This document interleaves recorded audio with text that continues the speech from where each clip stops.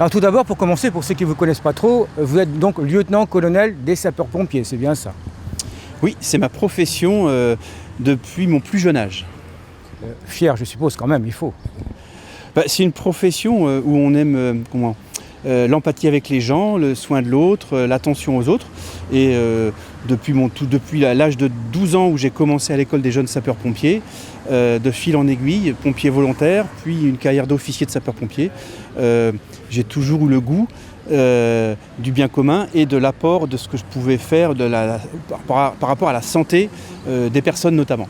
Alors bien sûr, il y a eu malheureusement le Covid-19 qui est arrivé, et vous avez dit, je vous cite bien sûr, « Malgré un climat anxiogène et le poids des incertitudes, entouré de mon équipe, nous n'avons pas failli à nos engagements. » Alors quel engagement avez-vous pris ? Alors, tout au long de cette crise qui est quand même singulière, nous avons d'abord porté une attention singulière à la population et aux personnes les plus fragiles. J'ai demandé à toute mon équipe, aux adjoints notamment, de téléphoner auprès des personnes de plus de 70 ans. Et cela s'est fait sur 4 semaines. Et donc, pour éviter que des personnes se retrouvent seules. Donc ça, c'est le premier pan des actions. Nous avons également eu une attention particulière auprès des associations. On leur a écrit pour les informer que la commune allait lancer un plan de soutien qui a été voté depuis, donc d'un montant de 40 000 € pour survenir aux besoins qui poindraient leur nez suite à cette crise. Donc ça, c'est un plan de soutien jusqu'à la fin de l'année. Et puis là, le troisième niveau notamment, c'était auprès des commerçants, des entrepreneurs. Et là, nous avons eu l'attention particulière auprès de tous les commerces qui ont été fermés, qui ont subi la fermeture. Et donc on a lancé il y a quelques semaines le plan d'action, ce qu'on appelle les chèques solidaires économiques, qui ont une double vocation, à savoir donner du pouvoir d'achat aux Clissonnais et rendre ce pouvoir d'achat en chiffre d'affaires auprès des commerçants. Et donc ça commencera début juillet. Alors bien sûr, beaucoup de professionnels ont été aidés, mais pas tous. Alors on pense bien sûr, je vais peut-être y revenir, mais notamment les prestataires de services qui n'ont pas eu d'aide, et puis d'autres aussi qui ne rentrent pas, on dirait, dans les clous. Comment ? Alors, donc là, l'aide clissonnaise avait vocation à soutenir tous les commerces qui ont été fermés. Alors effectivement, certains commerces de services sont peut-être moins adaptés à ce type de soutien. La région a fait un plan de soutien, l'État en a fait un autre. Demain, avec l'agglo, il sera temps de faire un point, un retour d'expérience sur les trous dans la raquette, comme on dit, et on pourra toujours revenir sur des sujets qui aujourd'hui ne sont pas comblés. Donc je pense que demain, rien n'est figé aujourd'hui et on pourra encore évoluer sur le soutien à l'ensemble des artisans, commerçants, entrepreneurs. Est-ce que vos actions, d'une part, vous satisfassent, ou également, est-ce que ça suffit à votre avis ? Alors, je pense que les actions que l'on a faites ont toute une vocation de soutenir la santé d'un côté, l'économie de l'autre. On ne peut pas dire si c'est suffisant aujourd'hui, donc je ne vais pas vous dire que je suis satisfait. On verra demain à la rentrée comment cela se situera et s'il faut réajuster. Peut-être qu'on prolongera la gratuité des terrasses, peut-être qu'on renforcera le plan de soutien aux associations, peut-être qu'on refera un package de chèques solidaires, mais ça, je ne peux pas le dire à l'instant T. Bien sûr, au niveau humain, en tant que lieutenant-colonel des pompiers, je pense que c'était un peu normal que vous arriviez à gérer un peu cette crise. Alors, j'ai quelques expériences de gestion de crise. Effectivement, j'ai travaillé sur l'ERICA en son temps pendant 6 mois. J'ai travaillé suite à des tempêtes. Donc, le propre d'une crise, c'est qu'il faut anticiper.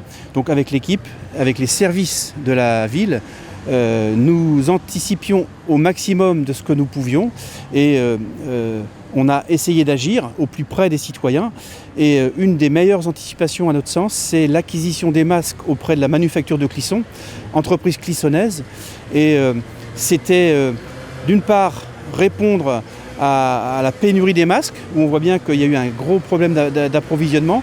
Et finalement, en commandant local, peut-être un peu plus cher, on a réussi à doter tous les habitants d'un masque de qualité avant de nombreuses communes. Oui, parce que pour l'acquisition des masques au niveau des citoyens, c'était bien sûr une demande gouvernementale, on est bien d'accord. Alors, on a fait cette commande-là sans avoir les annonces du gouvernement qui, après, annonçait qu'il allait prendre une partie à sa charge. Donc, on a bien anticipé l'annonce du gouvernement. Et donc, on a senti à un moment donné que le masque allait s'imposer. Aujourd'hui, l'État va en prendre une partie, mais qu'une partie simplement. Donc, il fallait tout de suite anticiper. Et c'est ça qui a guidé notre action. Donc premier tour est passé, vous étiez deuxième, là le Covid est arrivé, et puis là donc on voit maintenant, notamment au niveau des réseaux sociaux, des attaques de vos adversaires que vous qualifiez de calomnieuses. On peut savoir un petit peu ce qui s'y passe ou pas du tout? Ça avait commencé un petit peu avant la crise. Hein. On m'a assimilé à des personnages que je ne veux pas reciter. On s'est toujours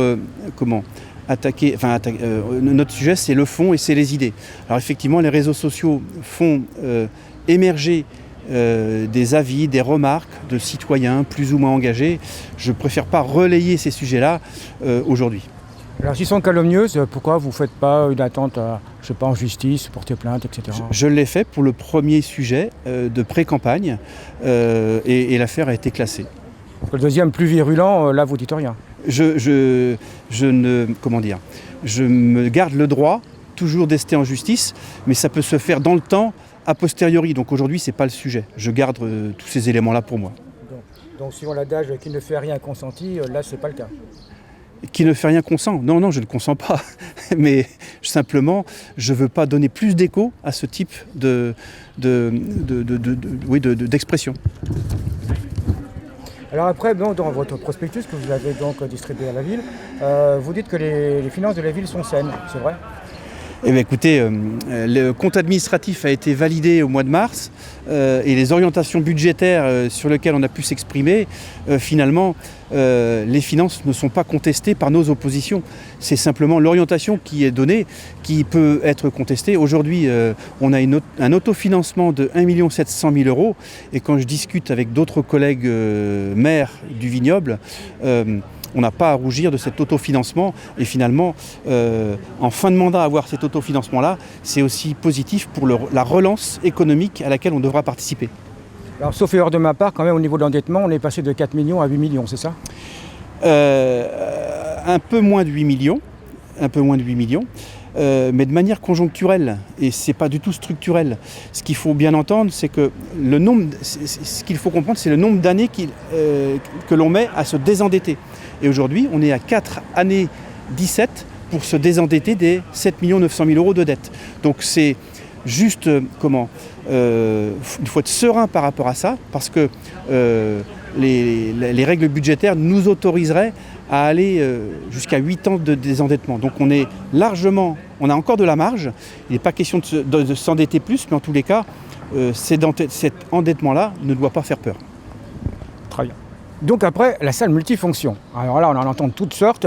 On dit 2,8 millions, après on dit 4 millions, on dit 3 millions. Alors combien va-t-elle coûter cette salle? Cette salle va coûter au Clissonnais, une fois que l'on a déduit les subventions, une fois que l'on a déduit la récupération de la TVA, une fois que l'on a déduit toutes les aides, va coûter réellement 2 800 000 € au budget de la commune. Et donc ce montant-là est aujourd'hui totalement budgété dans les crédits qui étaient inscrits sur les budgets précédents.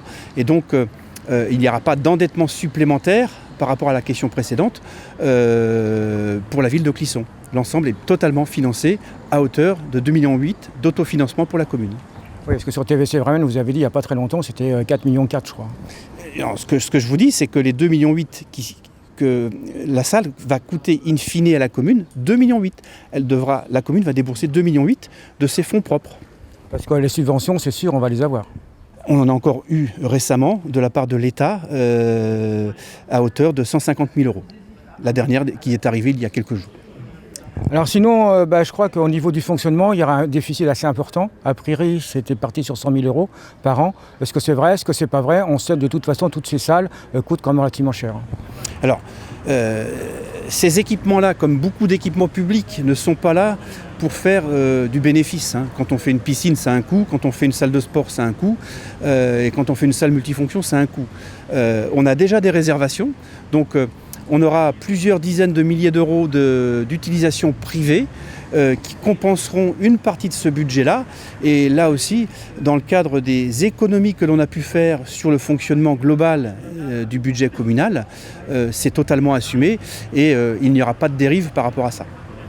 Alors sinon, on va parler un peu écologie, parce qu'on le sait un peu dans l'air du temps, et je crois que la planète en a besoin. Donc vous avez voté un schéma vélo de 32 km, et 7 km ont été réalisés, c'est ça ?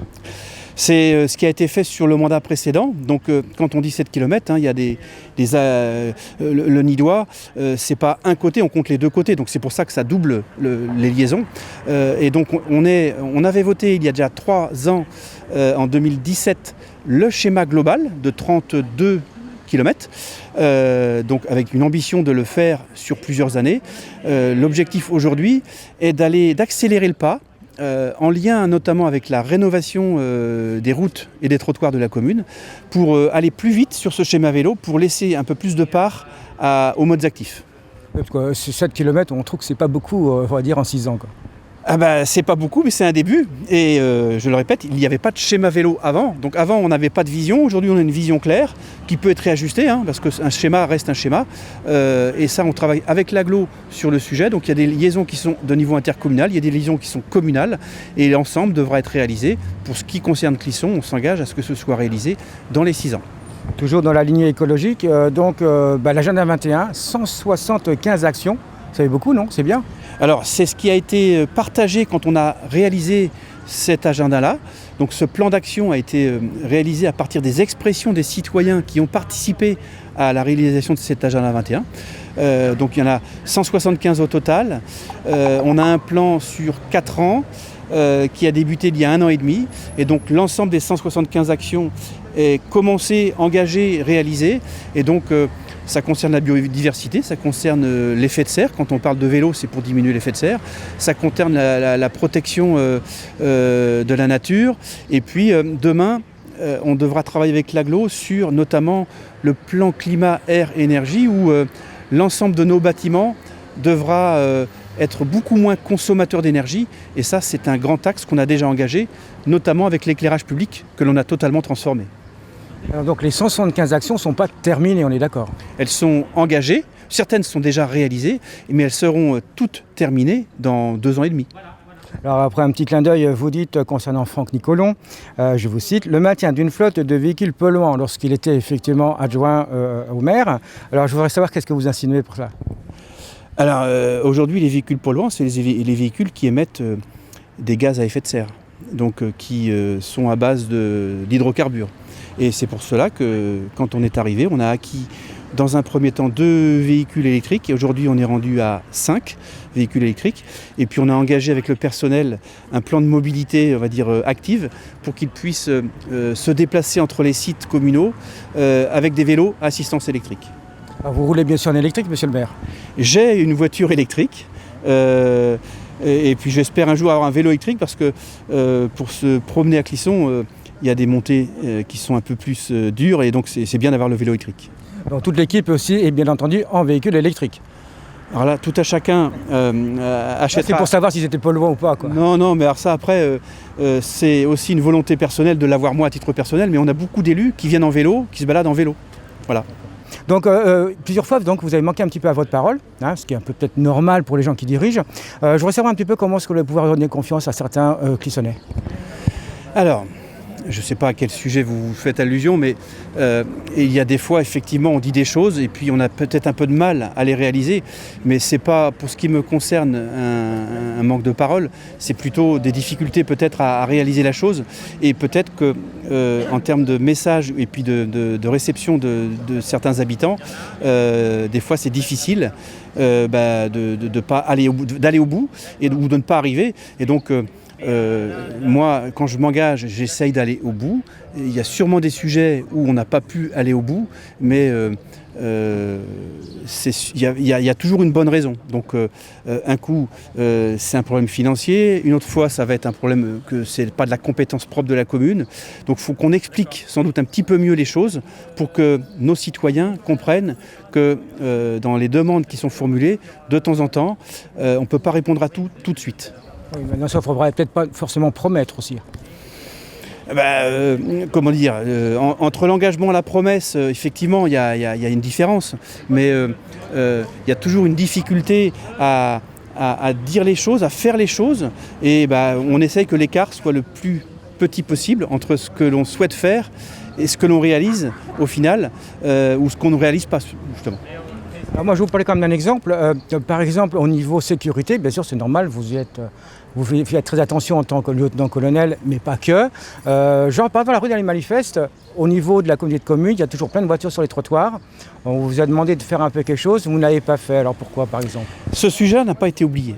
Alors, comment vous dire? Merci, monsieur. On est sur une rue de compétences communautaires. Donc, je n'ai pas la main directement.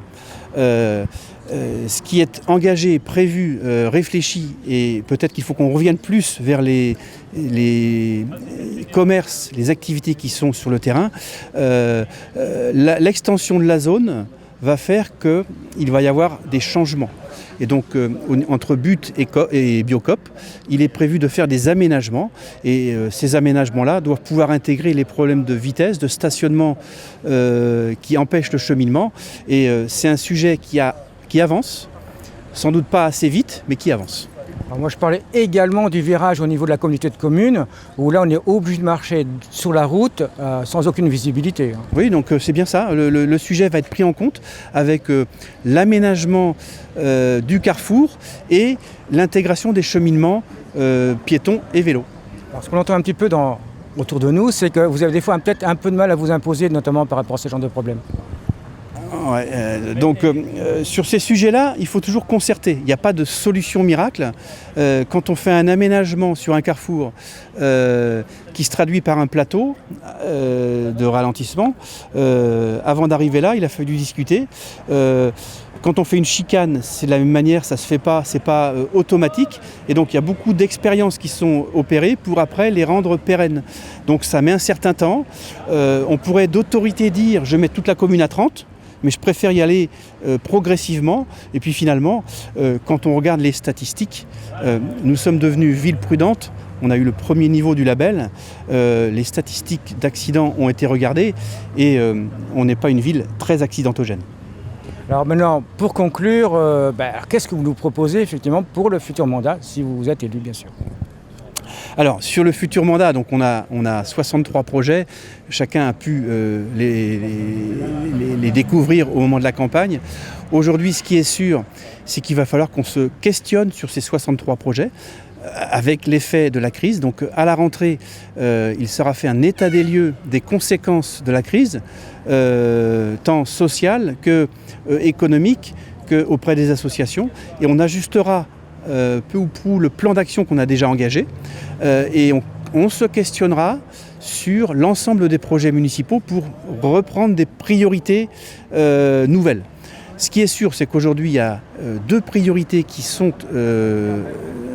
engagées, que je souhaite mettre en œuvre. C'est le schéma vélo et c'est le plan de rénovation des routes. Ce schéma-là et ce plan de rénovation va participer à la relance. Et donc, concomitamment, tous les dossiers qui ont été engagés, qui sont financés, je veux parler de l'hôtel de ville, je veux parler des remparts, je veux parler de la maison de retraite, vont démarrer. Sur l'hôtel de ville, le coût réel n'est pas de 800 000 euros, mais de 465 000 euros. Il y a des problèmes de sécurité incendie, il y a des problèmes d'accessibilité dans ce bâtiment-là. Et donc, les conditions d'accueil ne sont pas bonnes, les conditions de travail ne sont pas aussi bonnes. Et donc, ce projet va démarrer dès le mois de septembre. Les remparts, si on les fait, c'est qu'on nous impose de les faire. Les remparts ne sont pas sécuritaires. Et donc, les services de l'État nous demandent de faire des travaux que l'on doit faire. Ce dossier-là sera subventionné à 50%, donc là aussi budgété. Et puis le plan de relance économique, on y participera au travers de la maison de retraite et de la résidence autonomie. Donc tous ces sujets-là sont des sujets issus de notre réflexion. Et puis tous les autres, effectivement, vont venir pour que la ville de Clisson soit toujours embellie. On espère rénover la place Saint-Jacques à l'image de la porte Palzès.